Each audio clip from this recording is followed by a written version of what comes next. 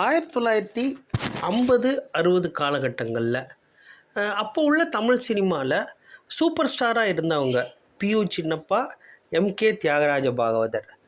அந்த மாதிரி காலகட்டங்களில் தமிழ் சினிமா எப்படி இருந்தது, ஒரு காவல்துறையாக இருக்கட்டும், ஒரு நிர்வாகமாக இருக்கட்டும், அந்த தமிழ் சினிமா அந்த மேக்கிங் ஆஃப் ஃபிலிம் அதை சுற்றி என்ன நடந்தது அப்படின்ற பற்றி மிக விரிவாக பிரமாதமாக எடுத்திருக்கும் திரைப்படம் காந்தா.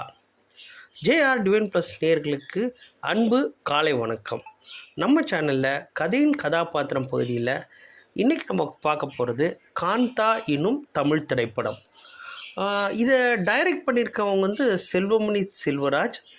லீட் ரோலில் திரு துல்கர் சல்மான் அவர்களும் சமுத்திரக்கனி அவர்களும் நடிச்சிருக்கிறாங்க. ப்ரொடியூஸ் பண்ணுறவர் துல்கர் சல்மான் மற்றும் ராணா தகுபதி. அவரும் ஒரு முக்கியமான ரோலில் நடிச்சிருக்காரு, ஒரு போலீஸ்காரராக அவங்க ப்ரொடியூஸ் பண்ணியிருக்காங்க. இதில் இந்த கதைக்களம் பார்த்திங்க அப்படின்னா, நான் சொன்ன மாதிரி 1950, 60 காலகட்டங்களில் திரைத்துறை எப்படி இருந்தது அப்படின்றத பற்றி. இதில் நம்ம ஏற்கனவே சொன்ன மாதிரி இதை விமர்சனம் பண்ணுறதுக்கு நம்மளுடைய களம் கிடையாது. இதிலேருந்து நம்ம லேர்னிங்ஸ் என்ன அப்படின்றத பார்ப்போம். இதில் ஒரு குருநாதர் இருக்கிறாரு, ஒரு சிஷ்யங்கள் இருக்கிறாங்க. ஒரு சிஷ்யர், குரு சிஷ்யனுக்கு உண்டான பிரச்சனை என்னவாக இருக்கும்? ஈகோவை தவிர வேறு என்ன இருக்கும்? அந்த ஈகோனால் வர பாதிப்பு. அதுக்கப்புறம் அன்றைய காலகட்டங்களில் காவல்துறை எப்படி இருந்தது, இதில் முதல் இதுக்கு வரலாம். ஒரு ஈகோ, நம்மளால் உருவாக்கப்பட்ட ஒருத்தவங்க வளர்கிறாங்க, வளர்றது மூலமாக குருவை மிஞ்சிய சிஷ்யன் அல்லது ஒரு குருனால் வளர்கிறாரு. அவங்க கடைசி வரைக்கும் அவங்களுக்காகவே அல்லது அவங்க சொல்கிறபடியே அல்லது அவங்க கட்டுப்பாட்டிலே இருக்கணும் அப்படின்னு விரும்புகிறாங்க. அது மூலமாக சில பிரச்சனைகள் வருது. அந்த பிரச்சனையை எப்படி தீர்க்கலாம் அப்படின்னா, பேசுனா கட்டாயமாக தீர்ந்துடும். பேசாமல் இருந்தோம் அப்படின்னா ஒரு சின்ன இடைவெளி பெரிய இடைவெளி ஆகும். அப்போது அவங்கள சுற்றி ஒரு 10 பேர் இருப்பாங்க, இவங்கள சுற்றி ஒரு 10 பேர் இருப்பாங்க.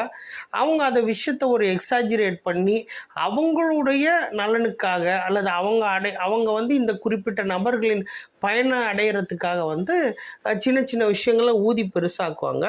அதை இவங்க 2 பேர்த்துக்குள்ளே ஒரு மிகப்பெரிய ரைவல்ரியாக மாறுது. ஆனால் ஒரு கட்டத்துக்கு மேலே தனிமையில் உட்கார்ந்து பேசும் பட்சத்தில் அவங்களுக்கு உண்டான ஒரு டிஃப்ரென்ஸ் ஆஃப் ஒப்பீனியன் அதை யோசிக்க கூட நம்ம மாட்டோம். உதாரணத்துக்கு ஒரு சாதாரண ஒரு ஃபேமிலி இருக்குது அல்லது சாதாரண நட்பு வட்டம் இருக்குது. அந்த பெரிய உயரத்தில் இருக்கிறவங்க இதனால தான் இவங்களுக்குள்ள பிரச்சனை அப்படின்றத சாதாரண ஜனங்க ஏற்றுக்கவே முடியாது. அவ்வளோ சில்லியாக அவ்வளோ குழந்தைத்தனமாக இருக்கும். இதுக்கெல்லாம் காரணம் அடிப்படை வேறு என்ன அப்படின்னா, அவங்களுடைய பொசிஷன். அந்த பொசிஷனில் அவங்களுக்கு கிடைக்கிற பேர் புகழ்னால் வர ஈகோ. அதை தவிர்த்தா தாராளமாக பண்ணிடலாம், தாராளமாக ஒரு சுமூகமான நிலைக்கு கொண்டு வந்துடலாம். அதை அவ்வளோ அழகாக கதைக்களத்தில் எடுத்துகிட்டு போய் அதை அப்படியே முடிச்சிருக்கிறாங்க. இன்னொன்று நான் இதில் சொன்ன மாதிரி காவல்துறை அந்த காலகட்டங்களில், அதாவது 1940, 50, 60 காலகட்டங்களில் யார் இருப்பாங்கன்னா, ஒரு புகழ்பெற்ற ஏதாவது ஒரு கேஸ் நடக்கும் பட்சத்தில் அதை இன்வெஸ்டிகேட்டிங் ஆஃபீஸர் பண்ணுவார். அவருக்கு என்ன வாய்ப்பு இருக்குது அப்படின்னா, உதாரணத்துக்கு இப்போ நம்ம எடுத்துப்போமே, இப்போ ஒரு குற்றம் நடக்குது. அதில் என்ன ஆகும்? அந்த குற்றம் நடந்த சுற்றிலையும் உள்ள சிசிடிவி கலெக்ட் பண்ணுவாங்க, ஃபுட்டேஜ் கலெக்ட் பண்ணுவாங்க. அந்த சிசிடிவி ஃபுட்டேஜ் மூலமாக ஒவ்வொரு இடத்துல ஏதாவது ஒரு பாயிண்ட் கண்டுபிடிப்பாங்க, ஒரு நாட்டு கண்டுபிடிப்பாங்க. அந்த நாட்டிலேருந்து குறிப்பிட்ட நபர் எந்தெந்த வழியாலாம் போகிறதுக்கு உண்டான வாய்ப்போ அல்லது அந்த நபர் பிரயாணிக்கக்கூடிய வாகனம் எந்தெந்த இதிலெல்லாம் போகிறதுக்கு உண்டான வாய்ப்பையோ அதை ஆராய்வாங்க. அதை ஆராய்ஞ்சு நம்ம அந்த மோரார்லஸ் இந்த ஒரு ப்ரிலிமினரி இன்வெஸ்டிகேஷன்லேயே அந்த கேஸ் முடிஞ்சிடும். ஏன்னா குற்றவாளியை ஒரு மாதிரி ட்ரேஸ் பண்ணிவிடுவாங்க. அவங்களுக்கு அந்த கேஸ்க்கு உண்டான முகாந்திரம், மோட்டிவை மாத்திரம் கண்டுபிடிக்கிறது தான் அவங்களுக்கு பெரிய சேலஞ்ச். அதாவது இப்போ உள்ள காவல்துறைக்கு சேலஞ்ச். அந்த காலகட்டத்துக்கு எடுத்துக்கலாமே, இந்த மாதிரி ஒரு விஞ்ஞானபூர்வமாக இது எதுவுமே கிடையாது. அவங்களோட விஷயம் எல்லாமே நுண்ணறிவு. இதில் எப்படி காமிச்சிருக்காங்க அப்படின்னா, 1-to-1 விசாரணை. இப்போ அந்த இடத்துல யாரெல்லாம் இருக்கிறாங்க அவங்களெல்லாம் ஒரு இடத்துல கூப்பிடுறாங்க. அவங்க கூப்பிட்றவங்கள ஒவ்வொருத்தர்கிட்டயா விசாரிக்கிறாங்க. விசாரித்து ஒவ்வொருத்தர்கிட்டையும் அவங்களுடைய நுண்ணறிவு மூலமாக ஒரு கேள்வி கணைகளை தொடுக்கிறாங்க. அதுக்கு அவங்க என்ன பதில் சொல்கிறாங்கன்றத உன்னிப்பாக கவனிக்கிறாங்க. அந்த பதில் மூலமாக ஒவ்வொரு நாட்டாக பிடிக்கிறாங்க. அந்த நாட்டு எங்கே போகுது அப்படின்னா, எப்படியெல்லாம் ஒவ்வொருத்தரையும் லிங்க் பண்ணி ஒரு ஒரு ட்ரேஸ் பண்ணுறாங்க, ஒரு கார்னர் பண்ணுறாங்க. அதில் யாருக்கு அதிகமாக மோட்டிவ் இருக்கும் அப்படின்றத ஆராயிறாங்க. அந்த மோட்டிவை கண்டுபிடிச்சி குறிப்பிட்ட ஏதாவது அவங்களுடைய சென்ஸ் மூலமாக, அவங்களுடைய அனுபவத்து மூலமாக அதை கிளியர் பண்ணிடுறாங்க. அதை அவ்வளோ அழகாக நேர்த்தியாக இந்த படத்தில் காமிச்சிருக்கான்றதை நான் நம்புகிறேன்.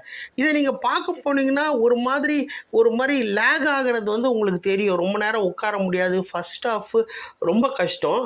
ஆனால் பொறுமையாக நீங்கள் அந்த படத்துக்குள்ளே போயிட்டீங்க அப்படின்னா, எந்த அளவுக்கு ஃபஸ்ட் ஹாஃபில் அந்த ஈகோவை வச்சே நகர்த்தியிருக்காங்கன்றதும், செகண்ட் ஹாஃபில் இந்த இன்வெஸ்டிகேஷன் வச்சே நகர்த்தியிருக்காங்க அப்படின்றது நல்லா புரியும். கடைசியில் அந்த ஈகோவையும் இந்த இன்வெஸ்டிகேஷன் சொல்ல போகிறது நுண்ணறிவு. இந்த ஈகோ அண்ட் நுண்ணறிவை ஒரே பாயிண்டில் கொண்டு படத்தை முடிப்பாங்க. இவ்வளோ அருமையானது, கட்டாயமாக பார்க்கணும். இதை குடும்பமாக பார்க்கலாமா, ஒரு என்டர்டெயின்மெண்ட்டாக பார்க்கலாமா? கிடையாது. நல்லா யாரும் எந்த டிஸ்டர்பன்ஸும் இல்லாமல் அமைதியாக போய் பார்த்தோம் அப்படின்னா பல லேர்னிங்ஸ் இந்த படத்தின் மூலமாக வரும்ன்றதை நான்